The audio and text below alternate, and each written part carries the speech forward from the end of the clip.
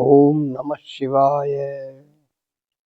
अष्टमी गुरुहंत्री च शिष्यहंत्री चतुर्दशी अमावस्या द्वयोहंत्री प्रतिपद पाठ विनाशिनी। प्राचीन काल के समय में भी अमावस्या का महत्व था।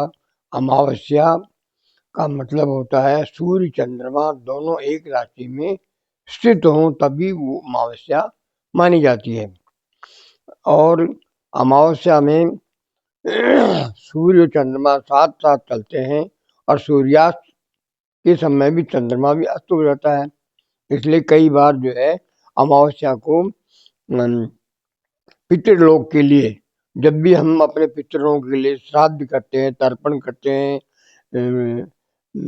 अन्नदान करते हैं, वो अन्नदान क्योंकि ऐसा माना जाता है कि स्वर्ग का द्वार सूर्य के मुंह में होके जाता है। जो भी हम अन्न देते हैं वो अन्न भी सूर्य के अंदर जाता है। अन्य तिथि में अगर हम अन्नदान करेंगे तो वह अन्नदान सूर्य की ताप से गर्मी की वजह से भस्म हो जाता है। लेकिन अगर चंद्रमा साथ रहेगा तो अन्न सूर्य लोक के अंदर होकर के और पितरों तक पहुंच जाता है।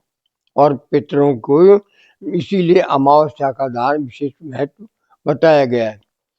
पितृणाम प्रसादो वृद्धि, पितरों लोगों की श्रद्धा से हम दान करेंगे, उनका जो कृपा मिलेगी उस कृपा से ही वंश वृद्धि होती है और भाग्य वृद्धि होती है। सभी प्रकार के अच्छे फल हमको प्राप्त होते हैं। इसलिए अमावस्या का दान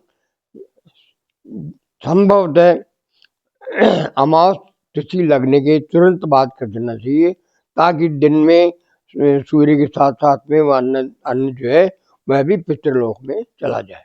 और इसमें क्या दान करना चाहिए, कैसे करते हैं अमावस्या दान? अमावस्या में तर्पण किया जाता है। अमावस्या में जो है ब्राह्मण भोजन किया जाता है।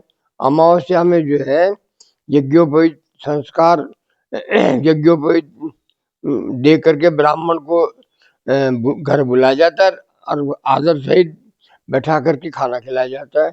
ये विशेष महत्व है। और अक्षय पुण्य वो कभी कम नहीं हुए, ऐसा वो जो है पितृ लोगों की कृपा से पुण्य अक्षय पुण्य मिलता है। और पंडित जी अभी मलमास चल रहा है, तो मलमास में क्या पूजा करना सही रहता है अमावस की?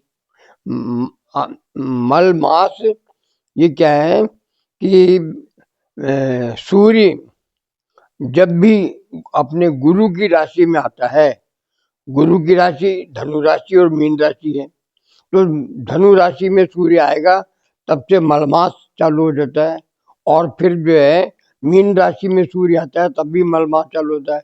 ये दोनों मलमास दान पुण्य के लिए शुभ है। लेकिन यदि किसी भी प्रकार का शुभ कार्य यज्ञोपवीत है या और कोई अन्य कार्य है तो ये सभी वर्जित है, इनमें नहीं करना चाहिए। इसीलिए मकर संक्रांति एक ऐसी तिथि है जो 14 जनवरी को ही आएगी। अन्य संक्रांतियां एक आध दिन आगे पीछे हो सकती है, लेकिन मकर संक्रांति 14 तारीख की रात्रि से 15 तारीख की रात्रि के सुबह 4 बजे तक भी अगर मान जाते, क्योंकि अपने यहाँ ऐसा मानते तिथि सूर्योदय पे लगती है और अंग्रेजी तारीख रात के 12 बजे लगती। कई बार 15 तारीख को सुबह 4 बजे तक मकर संक्रांति लग जाती है, तो दूसरे दिन पुण्यकाल माना जाता है। और पुण्यकाल में सभी लोग दान दक्षिणा देते हैं, पतंग उड़ाते हैं। पतंग का कारण ये है कि हमारी अगर पतंग 100 गज दूर चल गई और 100 गज दूर जाने के बाद में उसके ऊपर जो है किसी अन्य पतंग का डोरा पड़ता है, हमारी उंगली में उस स्पर्श का ज्ञान हो जाता है। तो स्पर्श का ज्ञान भी और हमारी आंखों से पता लग जाए हमारी पतंग काली है, लाल है, पीली है, नीली है, जिस किसी भी रंग की पतंग है उसको भी हम आंखों से पहचान लेते हैं। ये प्राचीन समय का एक प्रकार का जो नियम था और उस नियम के अनुसार लोग जो है अपनी आंखों की टेस्ट हो जाता था।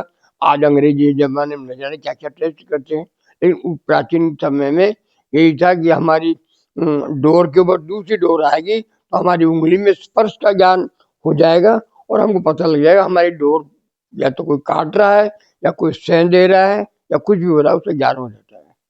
इस तरह से जो है मकर संक्रांति का भी इस तरह से पर्व मनाया जाता है। धन्यवाद। हम्म।